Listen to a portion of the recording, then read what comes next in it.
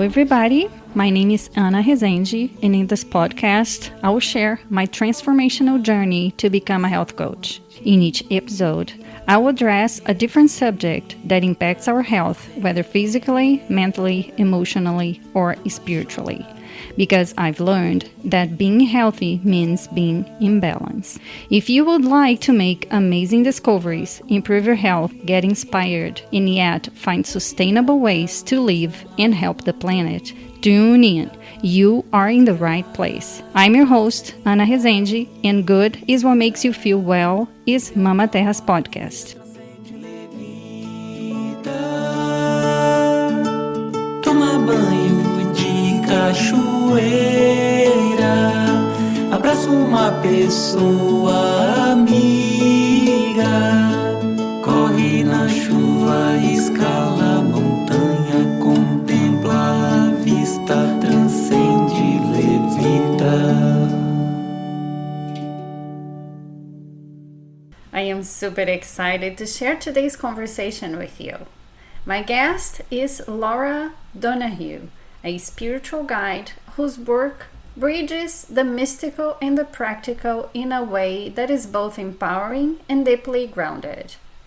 Through astrology, tarot, and human design, Laura helps people uncover their soul's blueprint and reconnect with their inner wisdom, not just in theory, but in a way that can be meaningfully applied to real life.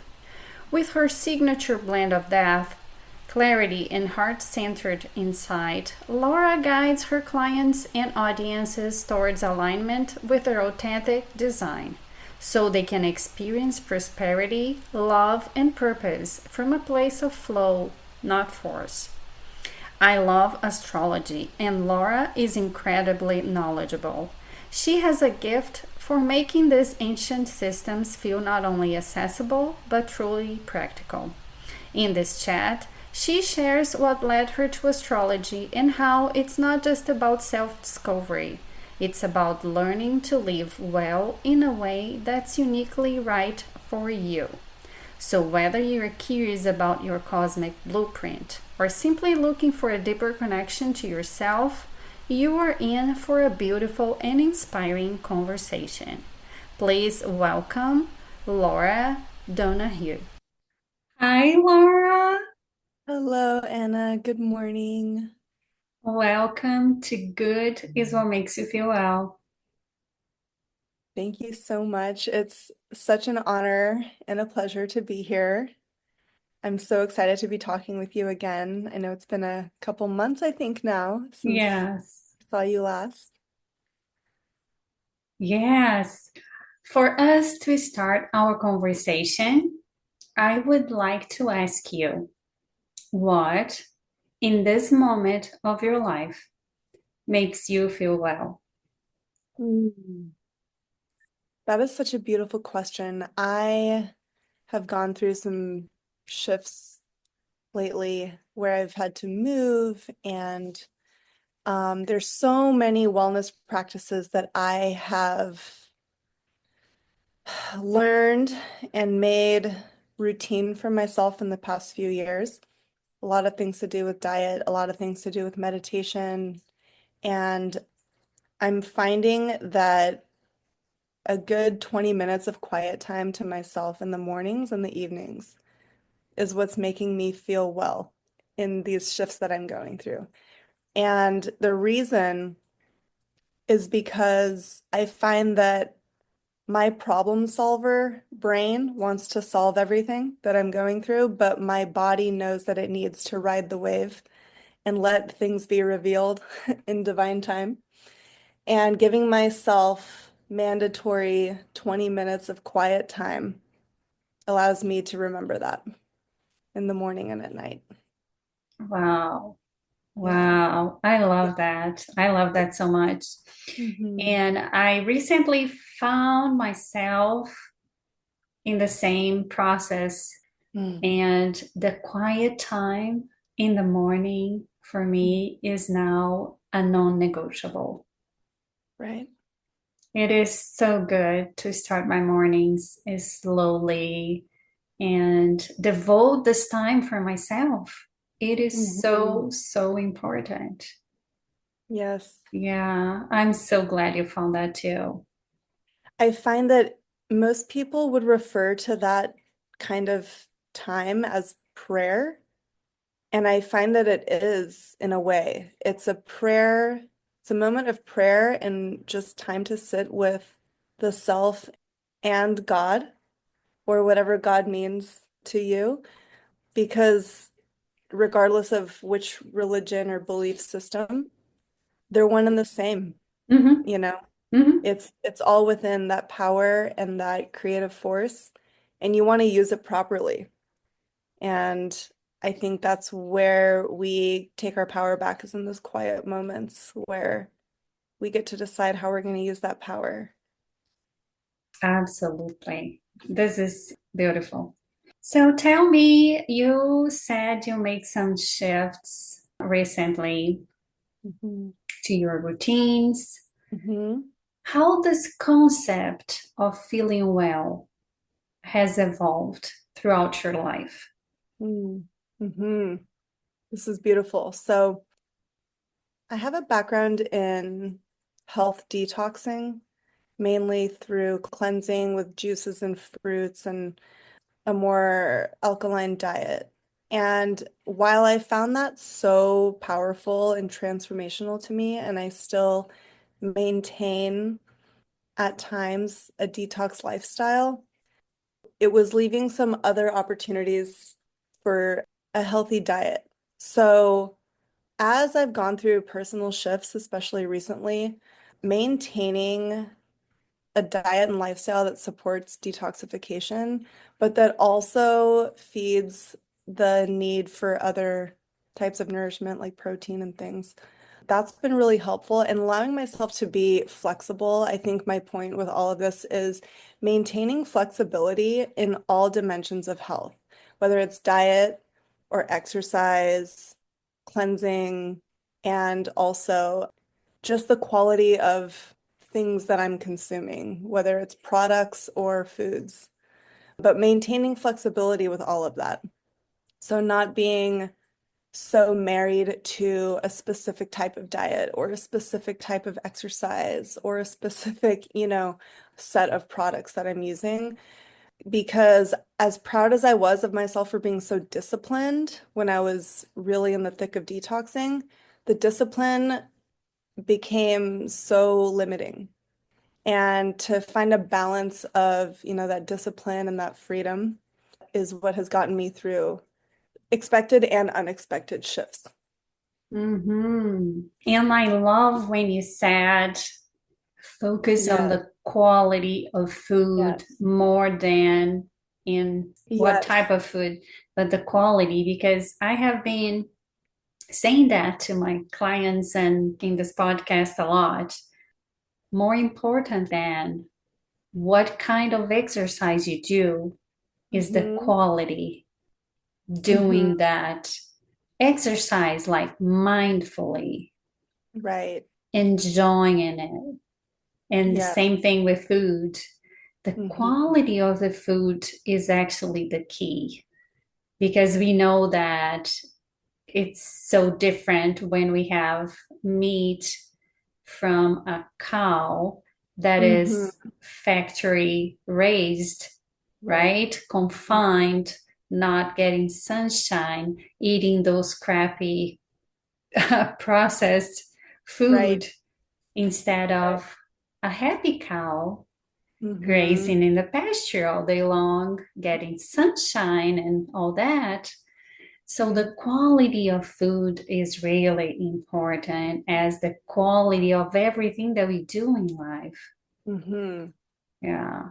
And I haven't touched on it yet, but I know one of the reasons we are talking here is with the with the involvement of the awareness of astrology.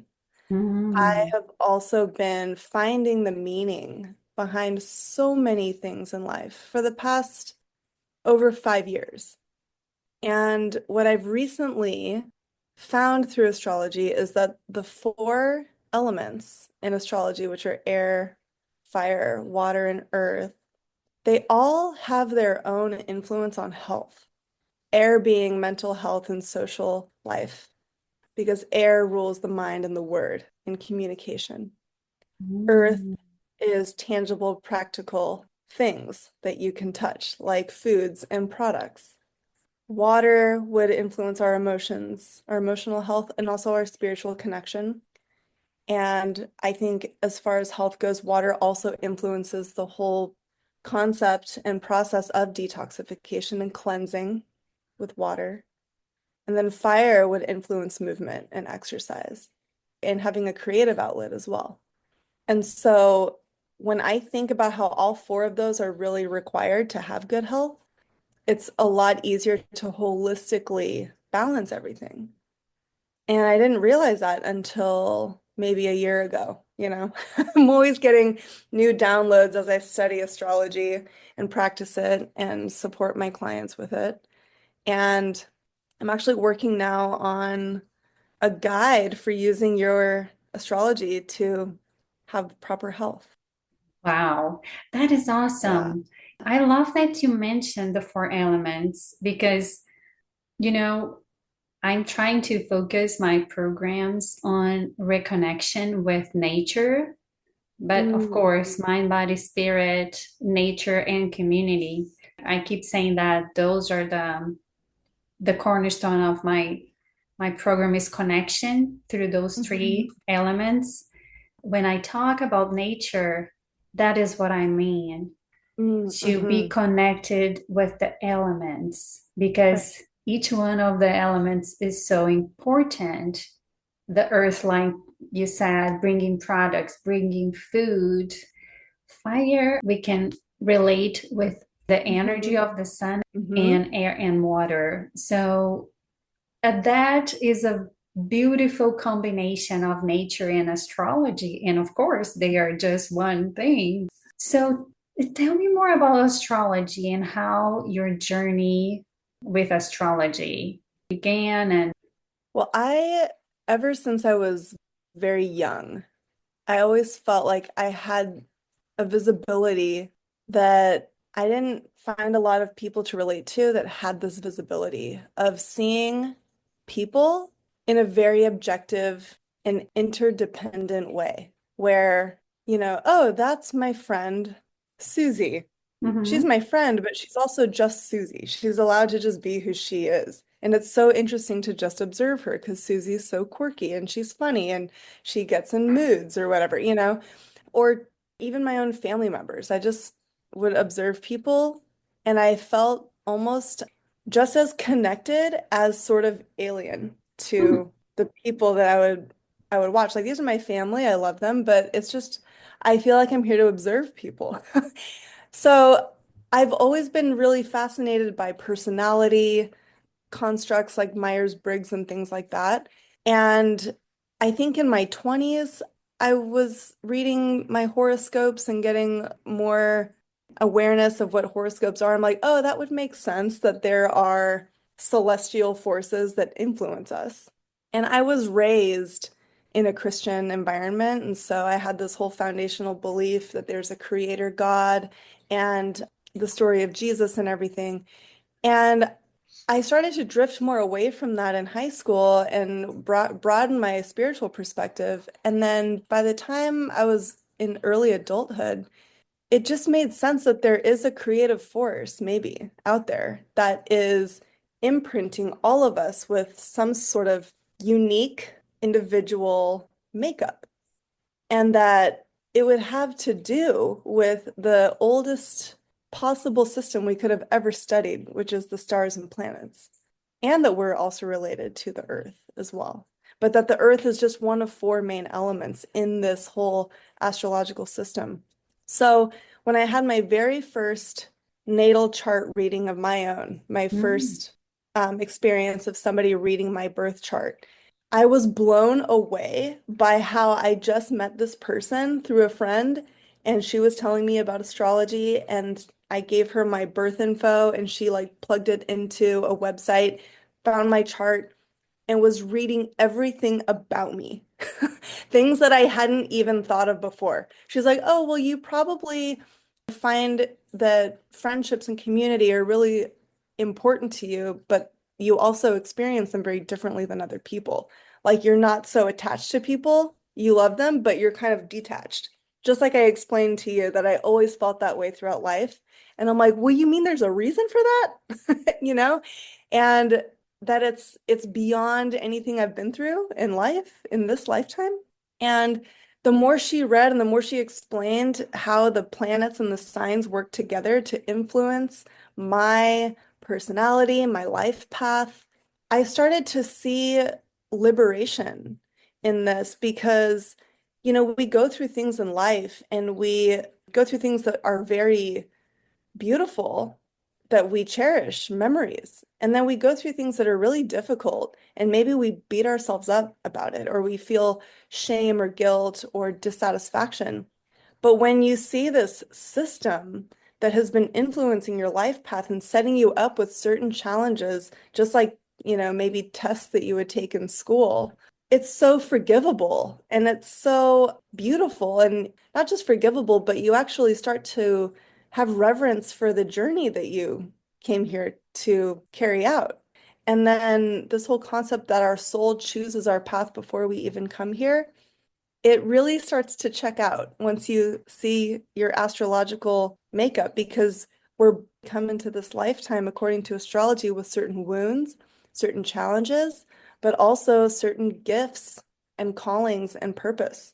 And it's so uncanny. Every chart that I do, and even as I continue to reference my own chart, as I go through things in life, it all works together. Your wounds support your healing, and your challenges support your calling. And it's all in a way predestined, but it all also gives you the free will to choose how to use these energies.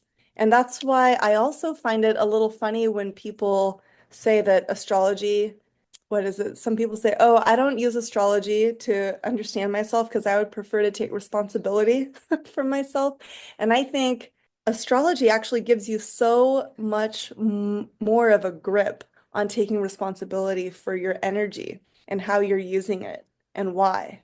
So that's been my journey with astrology personally. And so my mission with using it and why I've started my astrology practice a couple years ago is to help other people have this self-awareness because self-love really comes from it and unconditional self-love and also conscious navigating this world and less confusion. I couldn't agree more because awareness is the birthplace of choice, right? Mhm. Mhm. So, like you said, astrology, it's just another way for us to understand Mhm. our makeup, to Yep. understand the way we behave. Mhm. It's just a better understanding of the current situation. So it brings you that awareness you need to move forward. Yeah, it is so key. Such a beautiful way. Yes. Is it considered a science? It's so funny that you asked that because many people, I would say that aren't as educated, I guess, even self-educated in astrology, would call it a pseudoscience. Mm, But I personally have found that it is the science of astronomy, essentially, coupled with spirituality. Because there is this higher power that I feel is sort of at play here. And even if it is the cosmos themselves, but I feel like it's something even greater than that because this is not the only solar system. This is mhm. not the only, or this is not the only universe, or, Galaxy, yeah. right? So there are infinite possibilities with this as well, as far as what is ultimately true and what ultimately could be true. Because another thing that astrology influences is that two things can be true at once, multiple things can be true at once. And just because something is true now doesn't mean it will be true tomorrow. Yeah, my understanding of this is that different things Hmm. make sense or doesn't make sense in different moments in our Mm-hmm. life. Mm-hmm. I think it's important to have different means Mm-hmm. for the same end, like Mm-hmm. astrology might make sense for me and for you, but Mm-hmm. it might not make sense for a certain number of people, that Mm-hmm. other things will make sense that it doesn't for us. Mm-hmm. So, what I think is so great about having all those different things, holistic methods or methodologies or Mm-hmm. practices, is to give people the chance to find whatever makes sense for them. Because this is the beauty of it, right? Like you Right. said, everything has the same goal of making us better people, making us grow and evolve. So it doesn't matter if we are using astrology or any other means to get there, if we get Right. there. And that Right. awareness, that understanding of why we are here, what we have to go through, and how we should grow from it Mm-hmm. is what we are searching for, Mm-hmm. right? In those different Yeah. practices. Mm-hmm. Yeah, you're absolutely right. I mean, I would say astrology is, although something that I find so much truth in and so much explanation for almost everything. You know, someone that I run into today at the store might feel that same way about something that I don't necessarily believe in, right? And even though objectively I think everything has truth to it, if there is a belief system that exists that multiple people follow, it means that there's some truth in it. Mm-hmm. And astrology with the 12 zodiac signs has just shown me that there are 12 primary energies that influence our experience of life on Earth. And, Aries is the first sign in the zodiac, and Aries influences independence, right? Because it's like the first one, that energy of being first, too. So it's like a brazen warrior, competitive, masculine energy. And there's a beautiful expression of Aries, and there's also shadow expressions of Aries. Mm-hmm. The sign coming after Aries being Taurus, which is all about our possessions and our value of ourself. So therefore, it also Taurus influences money and objects and possessions and things. So the self is brazen and totally unbounded, but then the self starts to get a value system. And then the sign that comes after Taurus is Gemini, and Gemini is more about communication and immediate environment information that you're picking up. So now that you have all these objects and you have a value system, now you can share what you think and hear what other people think and share your things with people. And there's other people who like Gemini influences, oh, there's this whole concept that there's more people than just me and my things here. And then after Gemini comes Cancer, and that's comfort and home and nourishment. So it's like, don't forget to take care of yourself. And then after Cancer comes Leo, and that's more about creativity and making life beautiful and romantic and love. And, now that you're comfortable and you're safe, Cancer, now you can really start to cultivate more love and more passion and creativity in the world. And everything going from there after Leo is Virgo. It's like, okay, we have all this passion. Now let's organize everything. Let's organize things into, let's not let this get so out of hand, right? Like, let's protect this and honor it with correctness. And then after Virgo comes Libra, which is relationships. We can't be so rigid with the way we prefer things. Virgo. So Libra is balance and harmony. And then after Libra is Scorpio. And then, you start to get into the deeper, now that there's two people involved, we have a balance, there's a relationship. Now we get into the deeper things, the stuff that's more taboo or dark. I always say Scorpio deals with the things that happen behind closed doors, which is sex, birth, and death, you know. Mm. Scorpio is like this, the hidden, precious things of life. And then what I love from Scorpio to Sagittarius is Scorpio kind of goes through this dark alchemical transformational process, right? Like it's one thing turns into something else. It can be very scary to go through uncertainty. But then Sagittarius is this wanderer into uncertainty with optimism. It's like, oh, the cocoon was there. We were scared. We fell apart in the cocoon, but we came out as a butterfly. So Sagittarius says, let's go into the next uncertain thing. This is going to be great. You know, so Sagittarius has that optimism and that faith.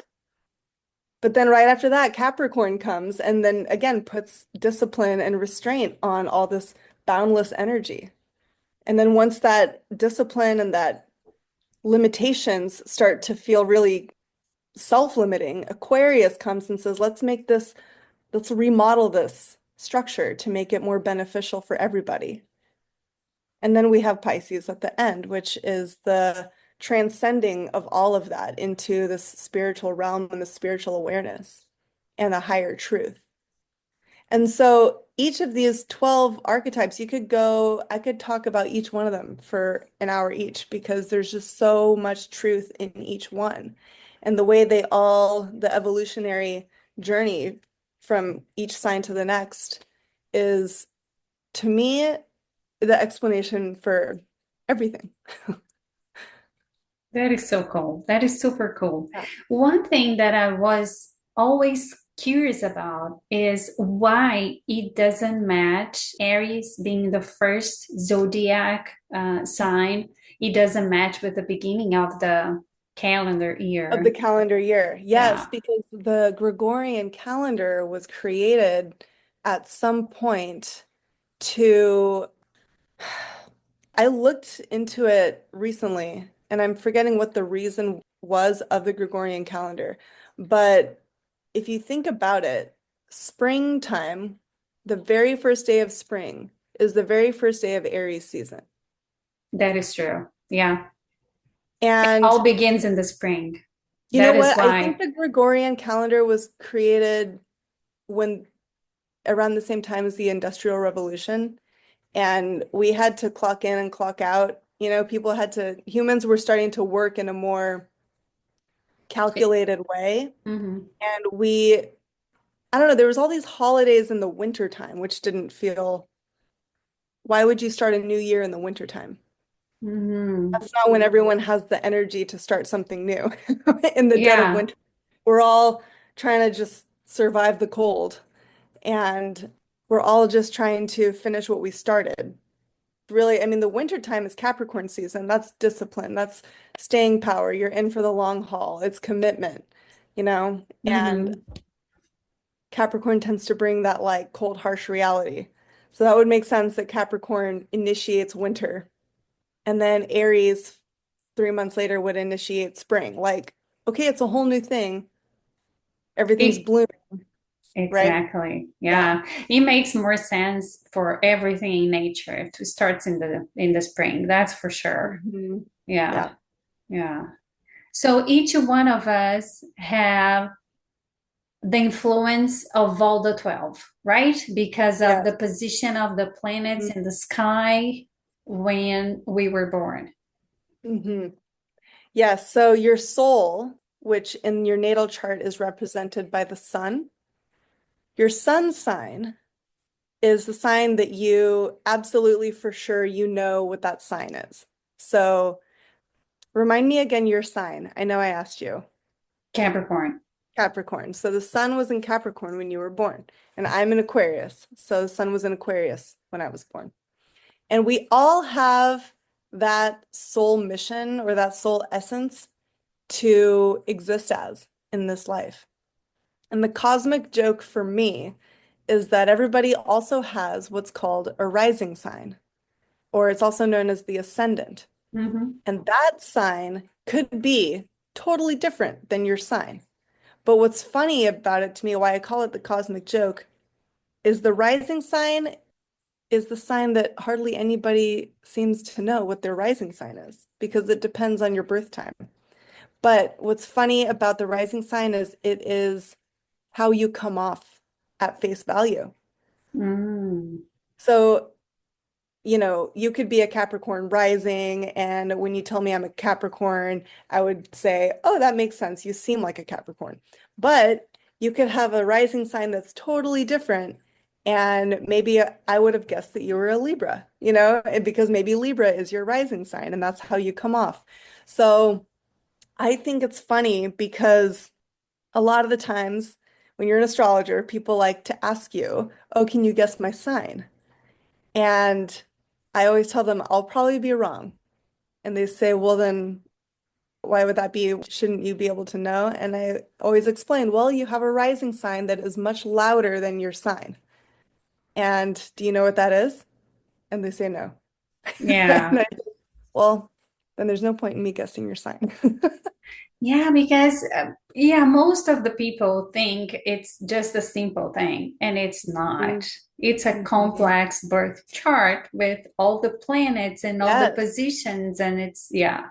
Yes, and I know it seems so insurmountable to try to understand it all to some people. So I do natal chart readings to like interpret the natal chart for a person because it's going to go over, you're so much more than just your sign. You have a rising sign, which is your human, right? Your rising sign is basically the container that your soul is in, and then you also have a moon sign, which is the emotional body. It's your needs. It's how you feel emotion. I always say that your sun sign, your sign is your character Hmm. in this play that you're in. But your rising sign is your character costume and the way your character looks. It's how the audience identifies you. And Mm. then your moon sign is your character motivation. It's Hmm. it's why are you even in this play? Like what do you need? Like what does your character even need to keep going, or in order to feel good, or what's the motivation here? But then all the other planets, Mercury, that's how you communicate. Mars, that's how you take action and assert yourself. It's your masculine energy. Venus is your feminine energy, and that's how you love and receive, and it's kind of your beauty, it's your aesthetic, and it's your sensual awareness. And then, Jupiter is how you expand and grow and where you find the most opportunity in life. And Saturn is your hard lessons that you're here Mm. to learn, but it's also therefore the intended discipline and frame of your life and reliability. And then you have all these outer planets too that are more generational. They're not as personal, like Uranus and Neptune and Pluto. And those influence more generational things as well. That is so, so cool. So Mhm. tell me how you migrated towards astrology.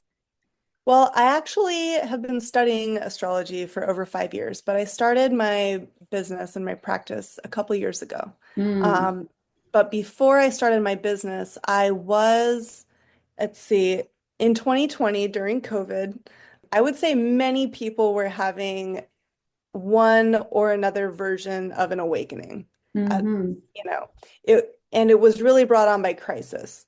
I think crisis in the moment it can be so scary and uncertain, but the beautiful thing about crisis is it brings a higher awareness and you start to lose patience for the things that don't really matter, that aren't rooted in truth, and you start to only have attention for what is true. And that's how I experienced COVID. And so since COVID was a health crisis, I took it upon myself to really take a deep dive into what health even is, and like what I had been having health issues for a couple years before COVID. I was having gut problems and skin problems and reproductive problems and couldn't lose weight. And with COVID, I actually started to, I would say, disinvest from a lot of the mainstream things like media, and I really stopped, I detoxed from entertainment. Mm-hmm. And I really just wanted to study more about astrology and health. Those were the only two things I really cared about because I was sure that astrology was influencing what was happening on the planet and what was happening within all of us. And I wanted to study holistic health because I Mm-hmm. started to really doubt, the healthcare industry because of all the fear it was creating and cultivating. And probably at that time, I would soon study and I think confirm this, but I think the healthcare industry ironically cultivates so much dis-ease Mm-hmm. in the bodies of us, Mm-hmm. right?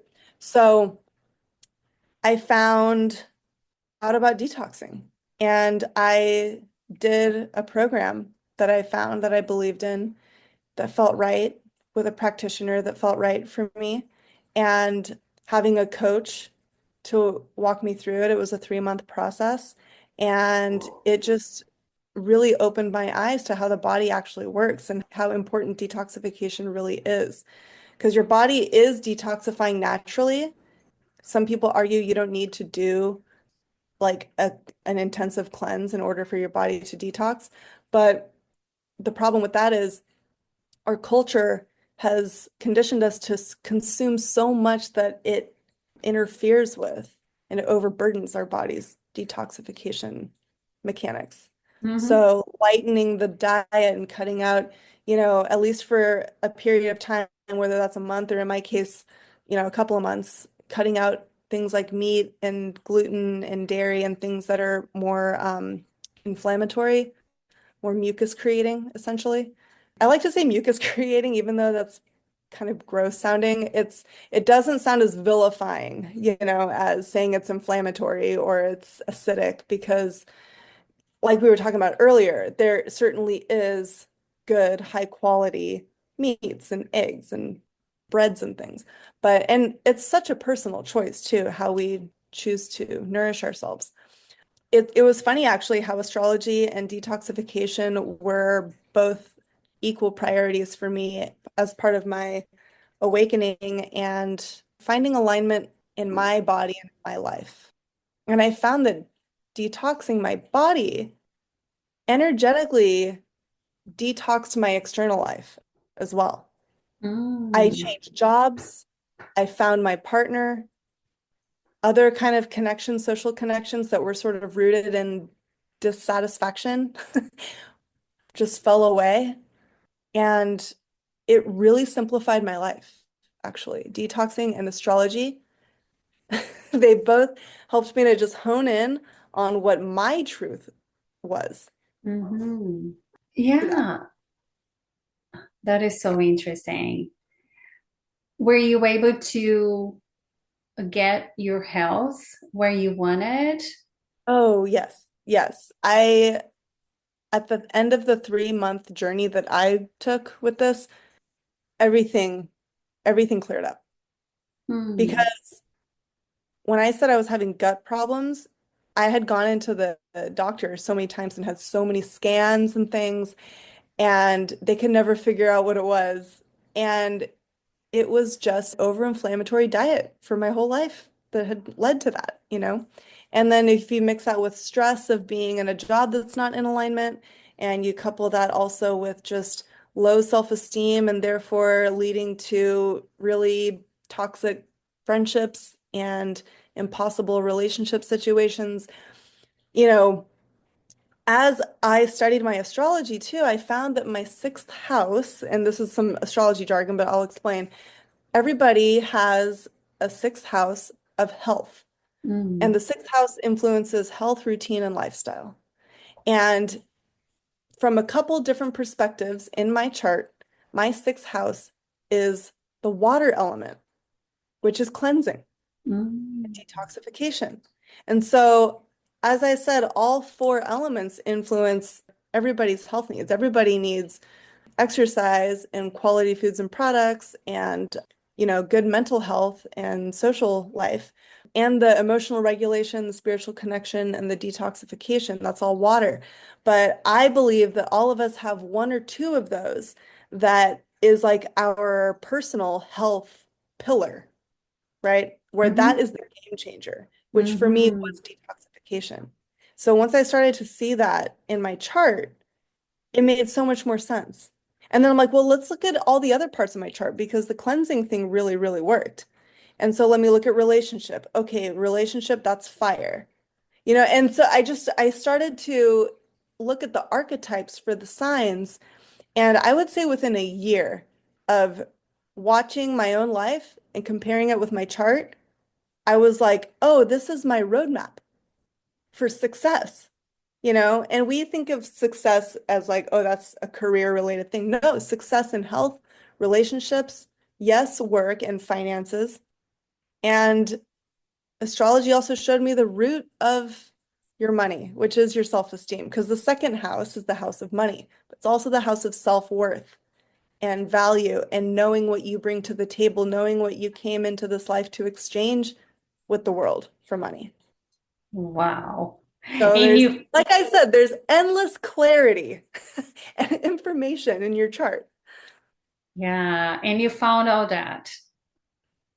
Yeah, and it's not to say things don't come with challenges too. So there's another thing that I learned is paying attention to the transits that are happening against your chart are really important too.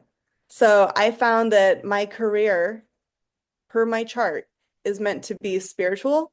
It's meant to be that I'm a guide to other people and that there has to be this sense of reassurance that it is safe to be you.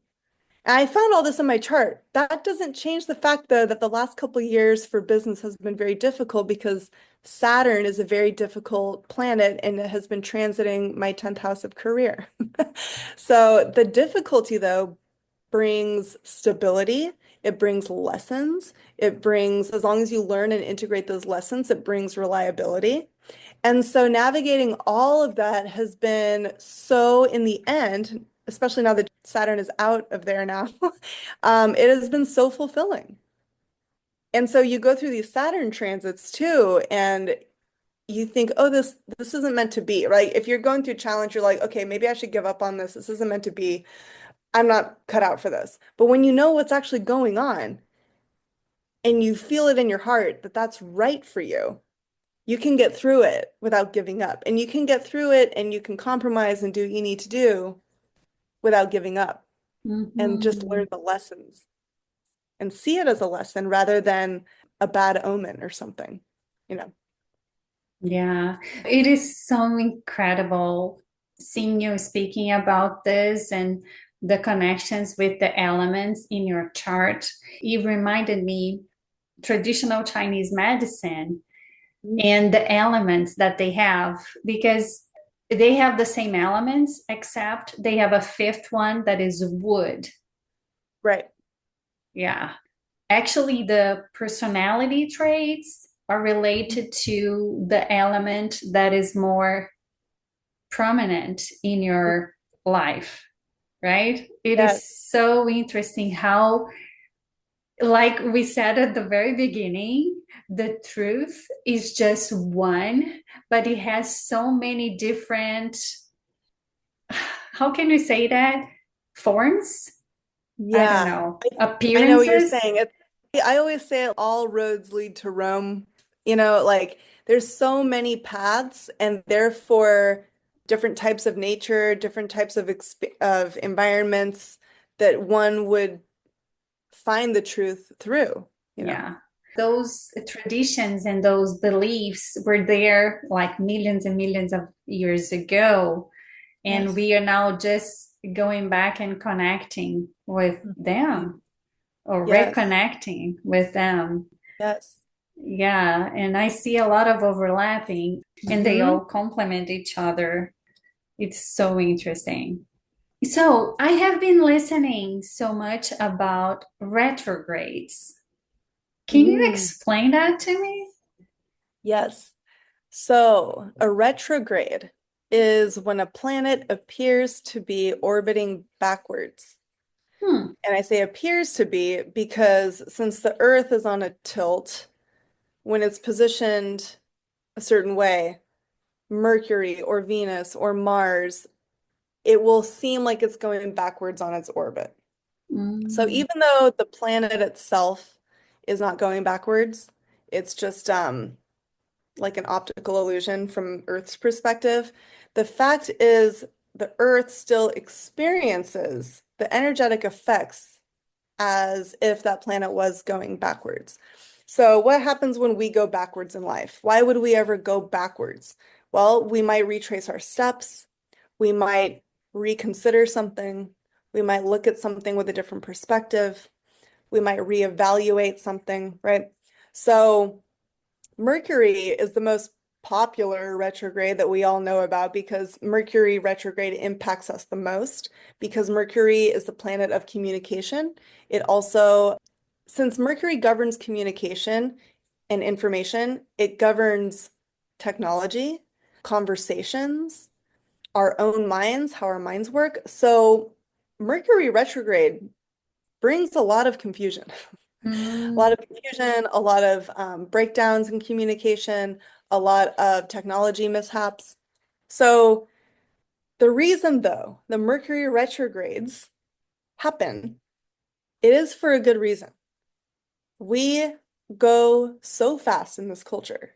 In many cultures, we're just go, go, go, go, go. And that is not sustainable. So these mhm, retrogrades have to happen so that we slow down. And so I love Mercury retrograde because once I hit a snag in my day, I'm like, okay, I gotta slow down. I gotta go do some extra meditation.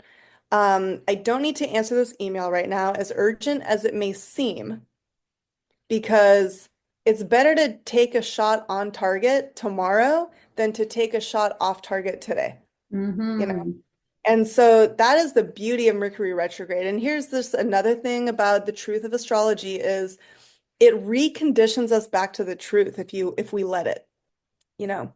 Just because Mercury retrograde is so popular, we don't also realize that when Venus, the planet of value and beauty and pleasure, when that planet with that feminine energy retrogrades, that's for us to reevaluate things that bring us pleasure, things that we find satisfaction in. So relationships, beauty is sometimes, Venus retrograde, we might feel like, okay, I want to change up my aesthetic somehow. Maybe like take on a new wardrobe or do something different with my hair, makeup, whatever. When Mars goes retrograde, this is a big one. When Mars goes retrograde, that is the masculine energy. It's very similar to when Mercury goes retrograde. It's a time to slow down the masculine energy that wants to provide and accomplish. And when mm, Mars goes retrograde, it's very important to actually go out of your way to avoid conflict mm, because Mars brings conflict. Mars is the god of war.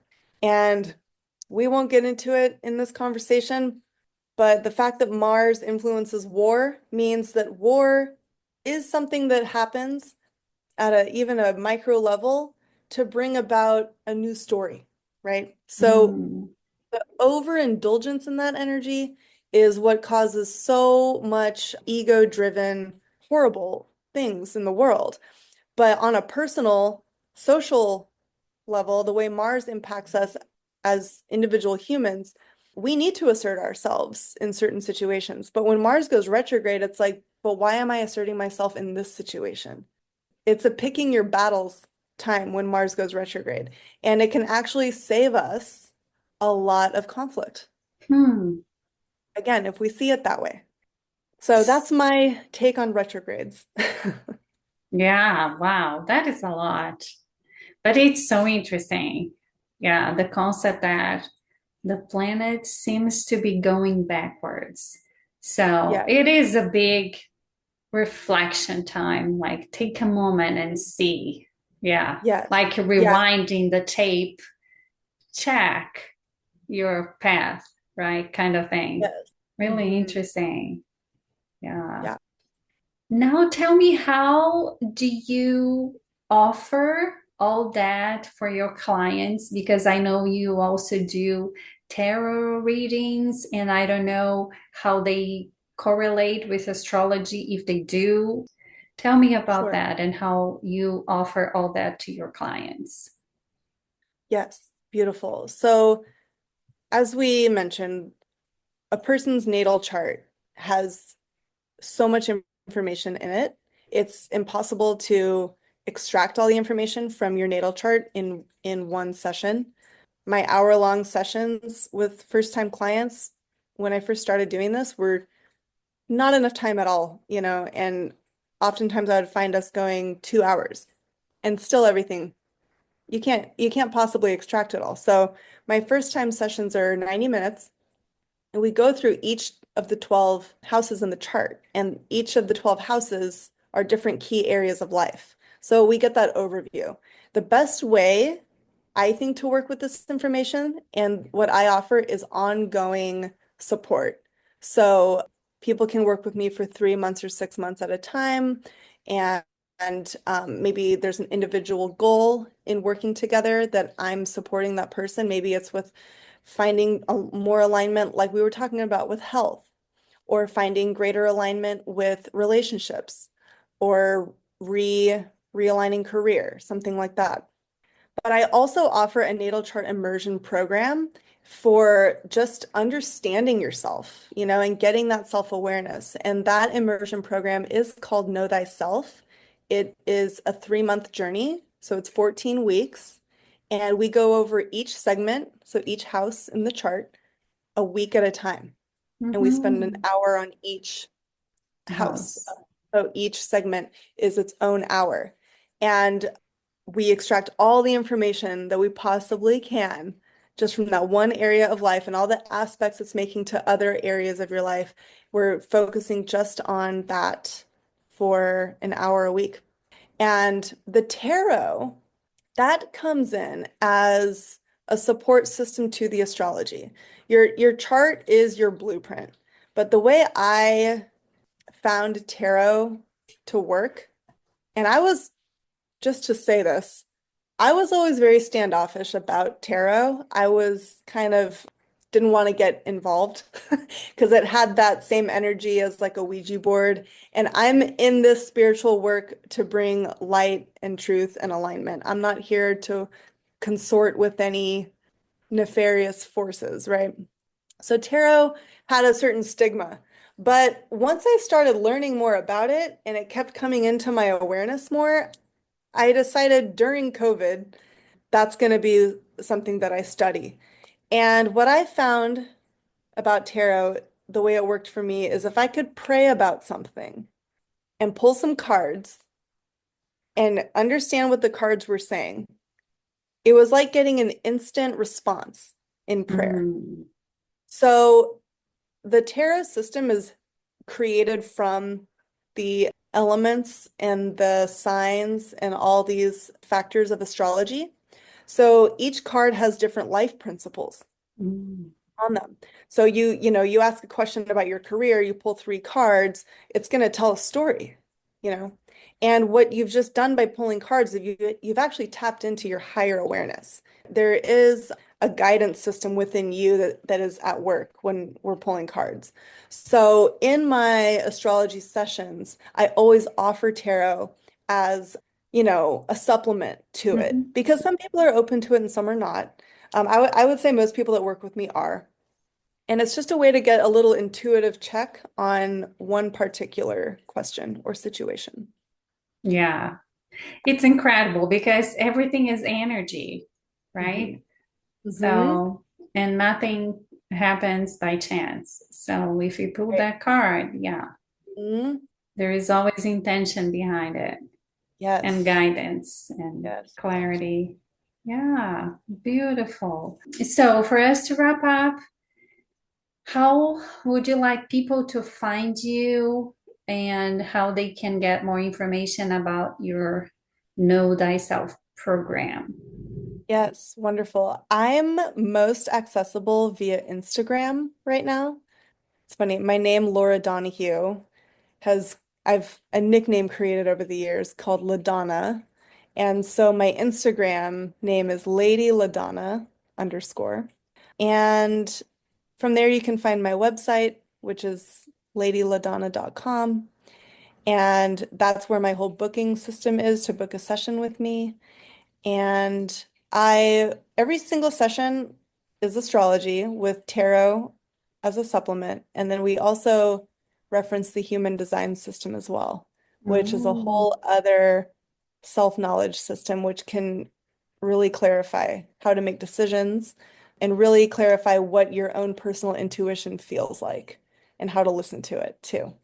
So all of that is offered through my website, and I'm most accessible through Instagram. that is wonderful. I love this conversation, and I feel we should do a part two to Mhm. talk about human design I because would we love to. didn't touch Yeah. that. I know. And it's like I said, I could talk about just one astrology sign for an hour. So it's so easy to go on and on. And the human design system, I'm still learning how it works in its intricate system, but there are some very simple key elements of human design that, as long as you know maybe like three factors, it can make your life so much more clear. It uses the same information like astrology. You need to have your birth date, your birth time, and your birth location in order to have an accurate chart cast. The same is true for human design. But I would love to talk about that with you on a Oh, part yeah, two. let's schedule a part two because I am so, so curious about human design, and I have never had a chance to read or learn anything about it. So, Yeah, yeah. it's pretty incredible. There's 5 energy types rather than 12 zodiac signs, and everybody is one of the 5. But from that energy type, you will have a certain type of strategy, which your strategy is how you make things happen. It's how you manifest. And then Mm-hmm. your authority is how you make decisions. So those are Mm-hmm. the 3 things that of human design that I layer into my work with clients too, is let's find out what energy type you are, because that says kind of like how you exist in the world. And then from there, let's find out your strategy and your authority so that you can really listen to yourself and your intuition when you make decisions. Yeah. Oh my gosh, that is so amazing. Yeah, we'll schedule that conversation. We'll go over Okay, that perfect. next time. Lovely. Thank you so much. I love astrology and I would talk for hours and hours about this. I can't thank you enough for having this conversation with me and welcoming me. And I could just talk with you forever as well. So I'll look forward to next time. I'll have all your information in the show notes so people Okay. can find you and check your program that I think is wonderful and Thank what you. you offer in your light. Oh my gosh, yeah. Keep doing what you're doing because if it lights you up, it's gonna light the world. And that is what we want, right? That is my message as well. And that is in my work. And we all have something like that. So I'm just here to clarify it and encourage it within everybody. So thank you so much, Anna. This has been Thank so you. wonderful. Thank you. Thank you guys so much for listening. It means a lot to me that you chose to be here. To help Mama Terra's mission of making the world a disease-free place for generations to come, you can follow the show, write a review, or talk to your friends about it. You can also subscribe to my newsletter.